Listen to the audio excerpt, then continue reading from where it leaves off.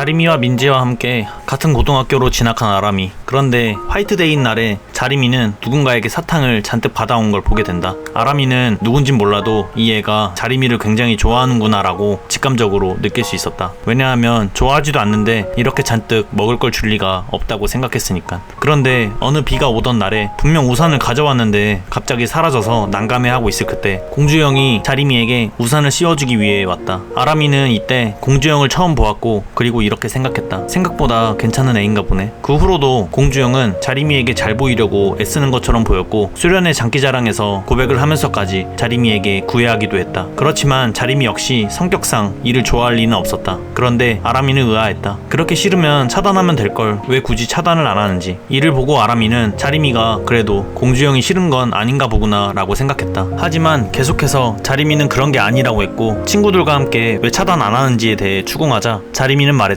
그냥 불쌍해서 그랬다고. 그런데 그 얘기를 공주형이 들어버렸다. 그리고 그 후로 공주형은 왕자림에게 최대한 아는 척하지 않으려고 하는 게 보였다. 아람이는 알고 있었다. 자리미가 진심으로 한 말이 아니라는 것을. 그렇기에 자리미가 공주형에게 화해하러 갈 것이라는 것도 아람이는 알 수 있었다. 그러던 어느 날 친구들과 카페에 있었는데 갑자기 자리미는 공주형한테 연락이 왔는데 집에 불이 난 것 같다며 가봐야 할 것 같다고 말했다. 그래서 급하게 택시를 타고 왔더니 아파트는 멀쩡했고 불타고 있던 건 공주형이 준비한 촛불들과 공주형의 마음뿐. 아람이는 그런 공주형을 보면서 이런 생각을 했다. 쟤는 진짜 자리미를 좋아하는 게 보이네. 나쁜 애는 아니구나. 어쨌든 그날 이후로 이 둘은 정식으로 사귀게 되었다. 그래서 애들과 놀 때도 자연스럽게 공주형네도 같이 놀 때가 많았다. 공주형이 참 괜찮은 애라고 생각이 든 게 먹을 걸 잘 사왔다. 그 후로 이 둘이 항상 즐거웠던 것만은 아니었던 것 같지만 어느샌가 다시 금세 화해하곤 했다. 그래서 그 후로 아람이는 별 신경을 쓰지 않아도 될 것 같다고 생각하여 자기가 해야 할 것들에만 집중하기 시작했다. 그런데 어느 날 애들과 다 같이 놀고 있었는데 갑자기 자리미는 공주형한테 가봐야 할 것 같다고 말했다. 아람이는 이때 생각했다. 뭐야 이젠 지가 보고 싶어 하는 거야 뭐야. 물론 아직은 자리미가 그렇게 많이 좋아하는 것 같아 보이진 않았지만 그래도 공주형을 싫어하는 것 같진 않아 보였다라는 거는 똑같았다. 어쨌든 그렇게 자리미를 공주형에게로 적극적으로 보내는데 도와주었다. 그런데 얼마 후 공주형과 헤어질 것 같다고 말하는 자리미, 최정우를 만나게 되었는데 그날 공주형이 최정우와 무슨 관계냐고 물어봐도 아무 말도 대답하지 않았다고 하고 아마 자신에게 헤어지자고 공주형이 그럴 것 같다고 자리미는 말했다. 아람이는 이런 모습을 보이는 자리미가 조금 답답했다. 공주형은 분명 최정우랑 다른 애라고, 네가 생각하는 것보다 널 훨씬 좋아한다고 아람이는 그렇게 말해주었다. 예전부터 너가 아니면 상관없다는 듯이 그렇게 가만히 있지 말라고. 그니까 공주형 입장에서 조금만 더 생각해보라고 아람이는 그렇게 말해주었다. 어쨌든 또 이렇게 이 둘은 어느샌가 화해를 하고 다시 잘 지내게 되었다.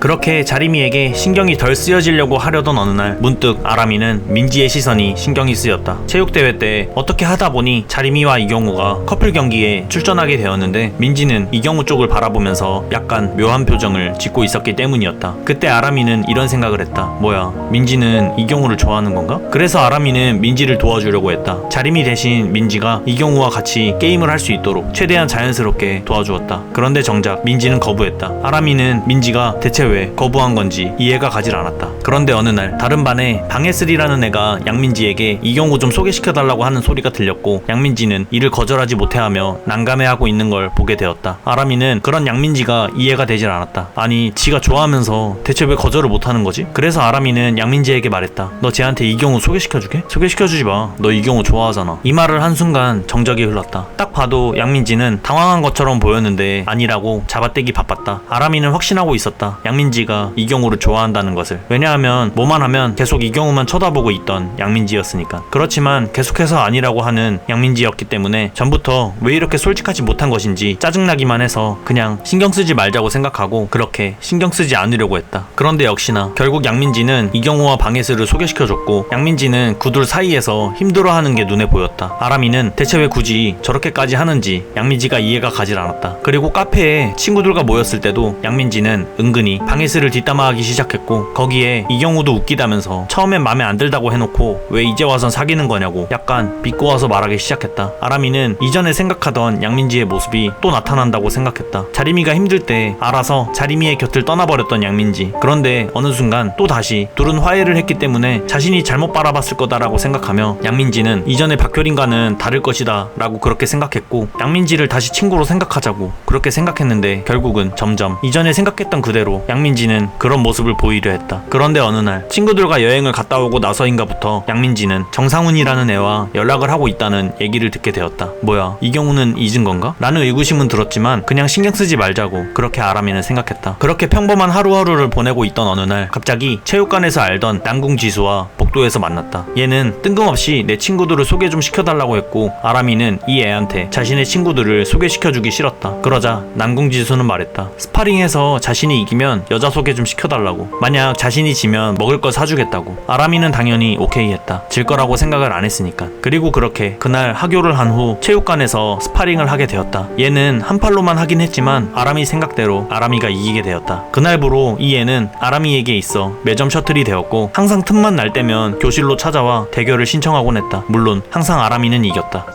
어느 날 학교에서 자림이에 대한 이상한 소문이 돌기 시작했다고 한다. 왕자림 갑질려라나 뭐라나. 아람이는 뭔 소린가 싶었다. 다른 애들이 본 공주영과 왕자림 커플은 마치 왕자림이 갑질을 하는 것처럼 보여 그런 소문이 퍼진 것 같다고 하는데 아람이는 이때 이렇게 말했다. 걔네 입장에선 뭐 그렇게 보여서 그렇게 말한 거겠지. 양민지를 포함한 다른 애들은 자림이에게 신경 쓰라고 조언하고 있다. 그런데 갑자기 자림이가 말한다. 너네는 남자친구 전 여친에 대해서 어떻게 생각해? 아람이는 그 소리를 듣고 말했다. 왜? 전 여친이라도 나타났나봐?